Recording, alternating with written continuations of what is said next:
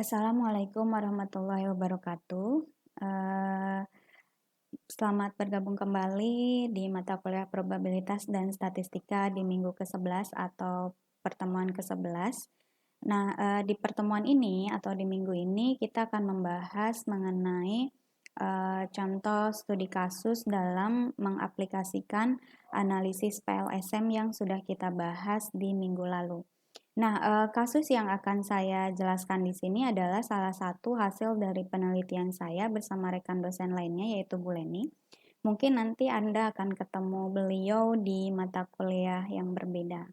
Nah, judulnya penelitian yang kami lakukan itu adalah Relationship Modeling Between Digital Literacy, the Use of E-Resources, and Reading Cultures of Students at STEMIC Sumedang using PLSM.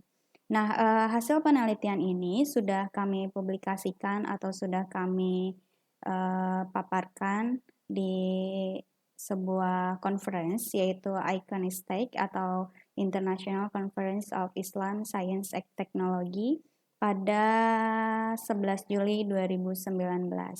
Nah, penelitian ini dilatar belakangi oleh fenomena yang kami temui dalam kegiatan sehari-hari selama pembelajaran di STIMIK Sumedang, yaitu fenomena apa yang sering dilakukan oleh mahasiswa ketika menyelesaikan tugas atau mengerjakan tugas akademik dalam mencari referensi atau rujukan yang digunakan untuk menyelesaikan tugas akademik tersebut. Nah, pada saat ini, seperti yang kita ketahui bersama bahwa internet ini adalah sumber informasi yang paling populer di kalangan mahasiswa maupun di kalangan masyarakat, di kalangan akademisi, politikus, dan lain sebagainya. Nah, berhubungan dengan kegiatan mahasiswa dalam menyelesaikan tugas akademik, karena internet ini sangat mudah diakses, kemudian lebih cepat, kemudian hampir tak terbatas akses informasinya dibandingkan dengan textbook, mahasiswa lebih seringnya menggunakan internet ini sebagai untuk mencari informasi untuk menyelesaikan tugasnya dibandingkan dengan textbook atau referensi-referensi yang direkomendasikan oleh dosennya masing-masing. Nah, karena kemudahan akses, kecepatan, dan hampir tak terbatas aksesnya ini, mahasiswa dalam menggunakan internet itu menjadi kurang selektif dalam memilih sumber informasinya. Nah, kebanyakan yang saya temui selama mengajar ini mahasiswa lebih kebanyakan menggunakan Blogspot, WordPress, atau sumber-sumber informasi lainnya yang kurang reliable atau sumber informasinya kurang dapat dipertanggungjawabkan.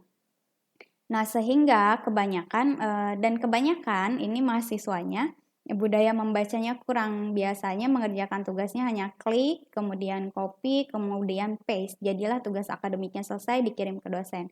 Nah, mahasiswa ini tidak sadar bahwa perbuatan seperti itu mengarah kepada kegiatan atau perbuatan plagiarisme dan ini sangat berbahaya karena bisa melanggar hak cipta. Nah, untuk itu dibutuhkan sebuah kemampuan yang disebut sebagai literasi digital agar mahasiswa lebih mampu dapat atau lebih selektif dalam memilih referensi. Nah, selain itu, sebenarnya selain WordPress, Blogspot, dan lain sebagainya ini, ada yang disebut sebagai e-resources di dalam internet. Banyak sekali yang bisa diakses yang sumber informasi ini dapat dipertanggungjawabkan atau reliable yang disebut sebagai electronic resources atau e-resources. Nah, sehingga pada penelitian ini berdasarkan fenomena tadi, apa yang ingin kami lakukan itu adalah mengetahui hubungan antara penggunaan e-resources ini, kemudian kemampuan literasi digital mahasiswa dan budaya membaca mahasiswa secara simultan. Nah, karena ketika kemampuan literasi digital ini meningkat, nanti diharapkan bahwa kualitas tugas akademik mahasiswa yang dikerjakan itu juga meningkat dan pada akhirnya ini diharapkan bahwa kualitas lulusan dari STIMIK Sumedang ini juga akan meningkat. Nah, untuk itu kami melakukan penelitian di mana dimulai dari penyusunan kuesionernya. Jadi tadi sudah saya sebutkan bahwa Penelitian ini akan mencari hubungan antara penggunaan e-resources, kemudian budaya membaca, kemudian kemampuan literasi digital. Nah, seperti yang sudah saya jelaskan di minggu lalu bahwa ada variabel yang tidak dapat diukur secara langsung. Seperti di sini, penggunaan e-resources tidak bisa diukur secara langsung karena dia harus diukur melalui beberapa indikator. Kemudian budaya membaca mahasiswa juga tidak bisa diukur secara langsung. Budayanya seperti apa? Nah, itu diukurnya melalui indikator. Kemudian kemampuan literasi digital mahasiswa juga sama. Tidak bisa diukur secara langsung sehingga ketiga variabel ini, penggunaan e-resources, kemudian budaya membaca, kemudian kemampuan literasi digital mahasiswanya ini disebut sebagai variabel laten, sehingga kita memerlukan referensi atau rujukan atau penelitian terdahulu mengenai pengukuran penggunaan e-resources. Nah, di sini ini adalah hasil penelitian-penelitian yang dijadikan dasar untuk menurunkan atau mencari indikator-indikator dalam mengukur penggunaan e-resources.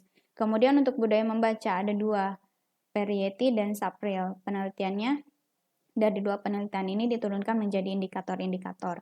Kemudian untuk literasi digital juga sama. Ini dari 3 referensi kemudian diturunkan menjadi indikator-indikator, baru nanti kita susun kuesioner penelitiannya.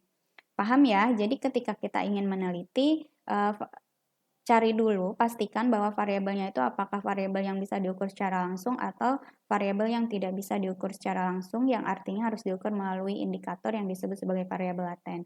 Nah, kalau variabel laten ini kebanyakannya menggunakan kuesioner.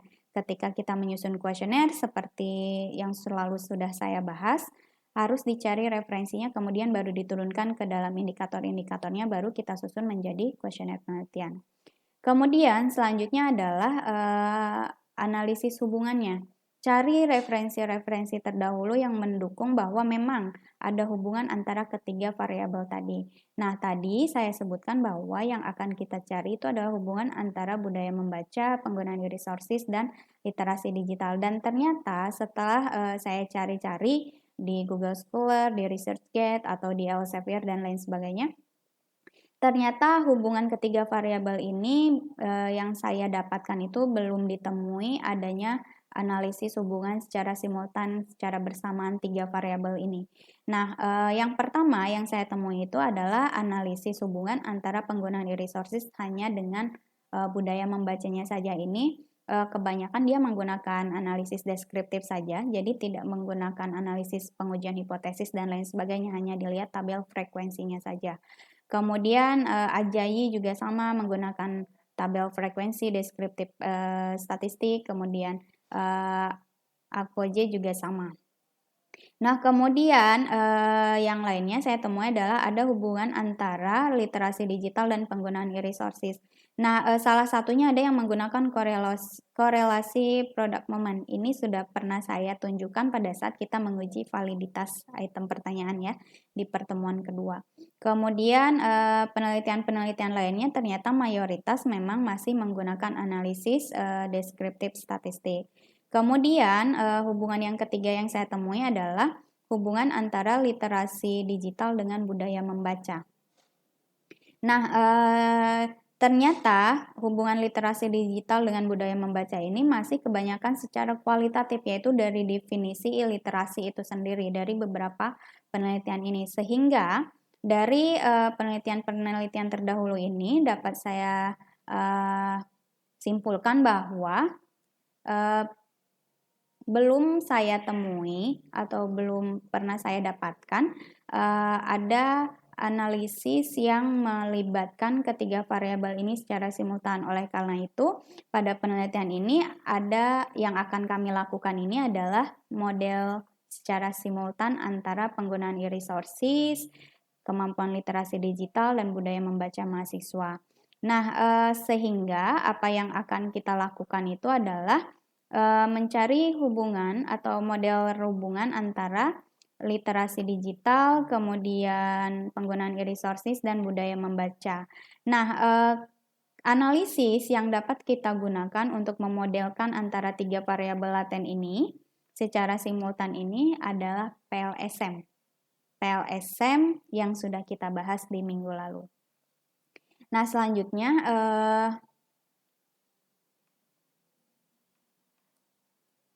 kenapa PLSM yang dipilihnya? Pertama, saya ingatkan lagi bahwa PLSM itu adalah bagian dari SEM atau Structural Equation Modeling, di mana di SEM ini ada dua, ada CBSEM dan ada PLSM.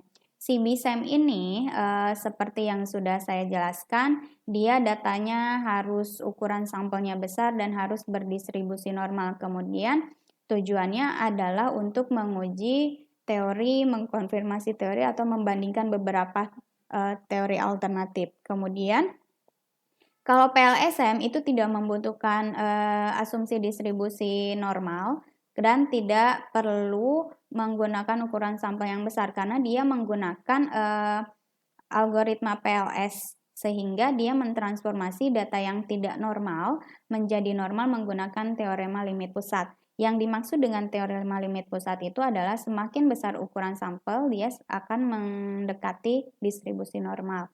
Nah,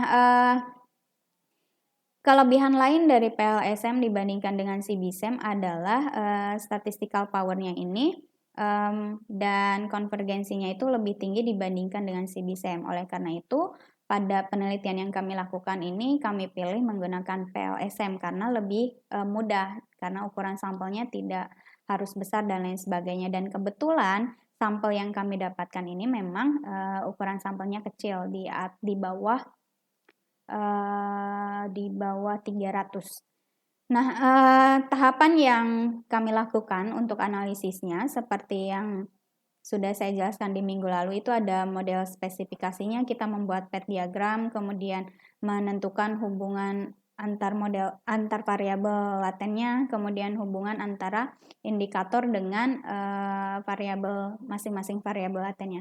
Kemudian ada estimasi parameter menggunakan algoritma PLSM, kemudian ada evaluasi model pengukuran, ada evaluasi model struktural.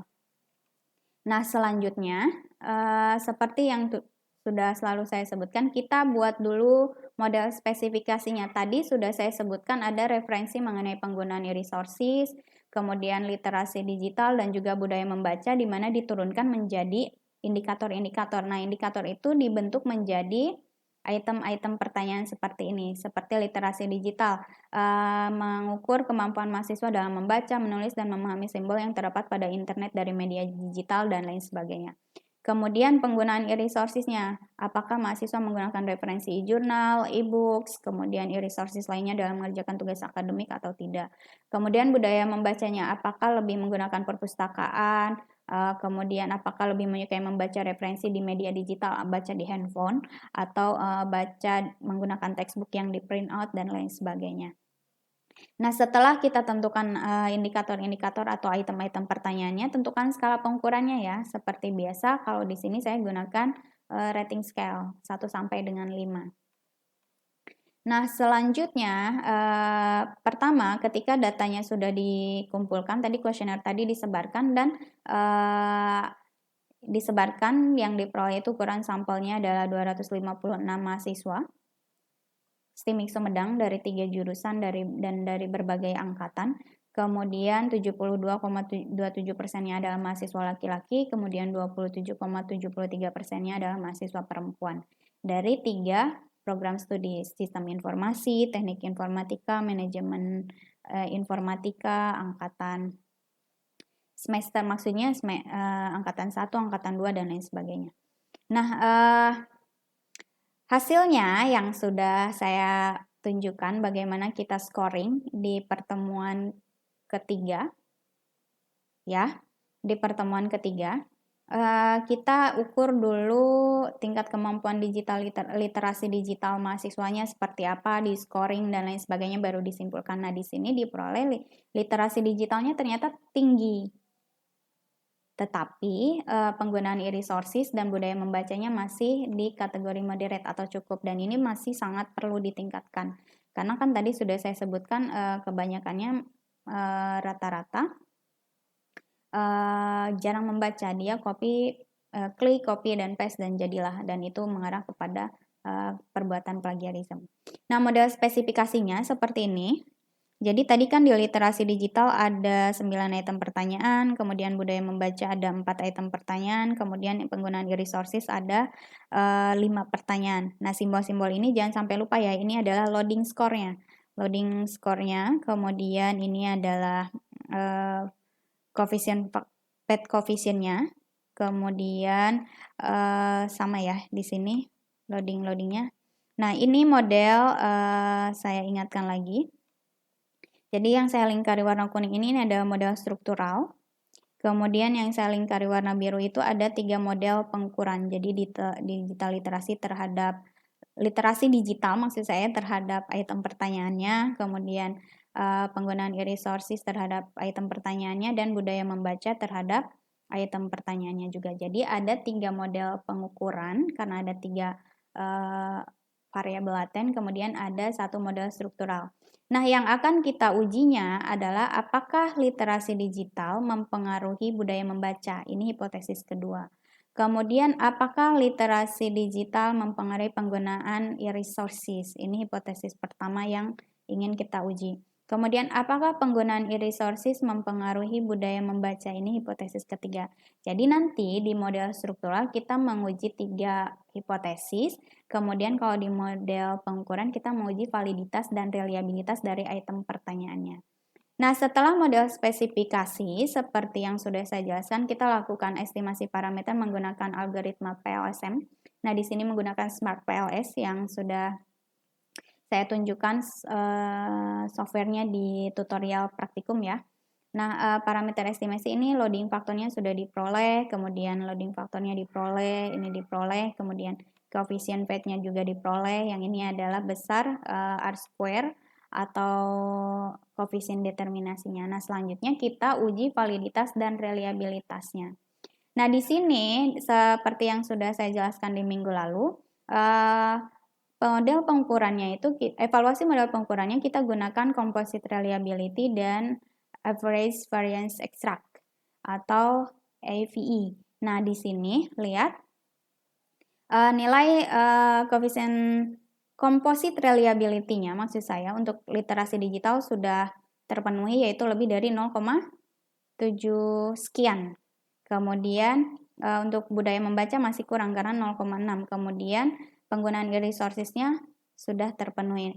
Nah, AVE-nya di sini masih ada yang kurang dari 0,5 sehingga kita harus cari variabel mana yang mungkin bisa dihilangkan untuk meningkatkan nilai reliability dan AVE-nya ini. Nah, di sini ditemui bahwa yang perlu kita coba untuk hilangkan dari model untuk meningkatkan reliabilitasnya. Pertama adalah item pertanyaan ke-15 dari budaya membaca. Kemudian item pertanyaan ke-18 dari budaya membaca. Kemudian item pertanyaan kedua dari literasi digital. Kemudian item pertanyaan ke-6 dari literasi digital. Jadi 4 item ini kita coba hilangkan. Ingat ya, nilai outer loadingnya itu harus lebih dari 0,7 dan yang berada di rentang 0,4 sampai dengan 0,7 itu bisa dipertimbangkan untuk dihilangkan, namun harus meningkatkan nilai composite reliability dan AVE-nya. Nah, di sini kita hilangkan tadi literasi digital yang kedua, kemudian yang ke-8, kemudian 14 dan 15. Maksud saya 15 dan 18 dari budaya membaca. Kemudian baru disebut sebagai model penyesuaian. Nah, setelah itu kita taksir lagi atau estimasi lagi parameter modelnya. Kita lakukan lagi menggunakan algoritma PLSM. Kemudian diperoleh nilainya seperti ini. Jadi setelah dicari nilai parameter estimasi dari model penyesuaiannya, kita lihat pastikan bahwa memang composite reliability-nya dan AVE-nya itu meningkat. Nah, di sini lihat model spesifikasi awal itu ternyata digital literasi ketika di ini menurun, tapi ini masih dapat diterima. Kemudian budaya membaca ini sudah sangat meningkat. Kemudian yang ini tetap karena tidak ada penghapusan. Kemudian AVE-nya di sini literasi digital dan budaya membaca meningkat. Nah, di sini lihat di model penyesuaian ternyata literasi digital itu masih kurang dari 0,5. Namun kalau kita hilangkan dua item kan literasi digital, nanti kita hilangkan lagi itemnya, nanti kemungkinan composite reliability-nya akan menurun. Di sini saja sudah menurun, tapi APE-nya meningkat. Jadi item-item sisanya, item-item pertanyaan yang tidak dihilangkan itu kami pertahankan agar tidak kehilangan informasi. Nah, langkah terakhir adalah kita menguji hipotesis, yaitu model pengukuran. Di model pengukuran, cek dulu collinearity-nya dari nilai inner VIF-nya. Nah, inner VIF-nya itu harus lebih besar dari 0,2, tapi lebih kecil dari 5. Nah, di sini semuanya lebih kecil dari 5. Kemudian, nah ini, pengujian hipotesisnya. Pengujian hipotesis tadi yang pertama adalah digital literasi mempengaruhi budaya membaca. Lihat nilai tes statistiknya 2,207, kemudian nilai p-value-nya 0,027. Cara menyimpulkannya sudah saya jelaskan ya. Nilai tes statistiknya itu harus lebih kecil dari, ini menggunakan 5% alfanya, harus lebih kecil dari minus 1,96 atau lebih besar dari 1,96, sehingga yang ini diterima. Jadi tidak ada hubungan yang signifikan antara literasi digital dengan budaya membaca. Kemudian literasi digital dengan penggunaan e-resources, nilai T-nya 11,257, ini lebih besar dari 1,96. Kemudian p-value-nya lebih kecil dari 0,025, sehingga nilainya ditolak. Artinya terdapat hubungan yang signifikan antara kemampuan literasi digital mahasiswa dengan penggunaan e-resources. Kemudian penggunaan e-resources terhadap budaya membaca, ternyata sama dia tidak signifikan, nilainya ini lebih kecil dari 1,96.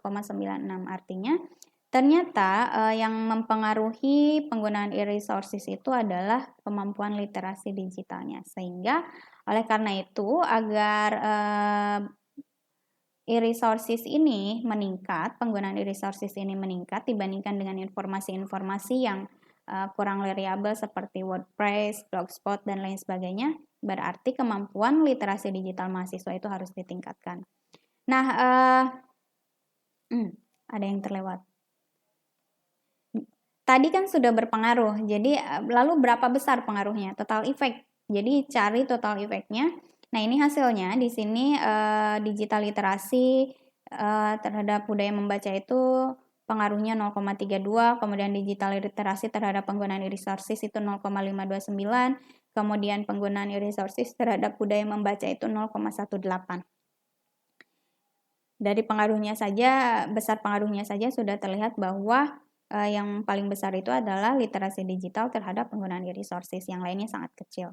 Nah, lalu berapa besar pengaruh secara bersamanya literasi digital, penggunaan e-resources, dan reading culture itu berapa? Nah, di sini dapat dilihat. Jadi, yang digunakannya kalau R-square adjusted itu untuk membandingkan modelnya. Kelihatan ya. Kemudian 0,2076 ini juga untuk membandingkan modelnya. Jadi misalnya tadi model spesifikasi dengan model penyesuaian, R-adjusted-nya mana yang paling besar, itu berarti yang kurang fit. Berarti yang dicarinya adalah R-adjusted yang paling kecil. Nah, ini adalah koefisien determinasi digital literasi terhadap budaya membaca dan terhadap penggunaan e-resources. Nah, ini kesimpulannya. Jadi ternyata literasi digital itu berpengaruh secara signifikan terhadap penggunaan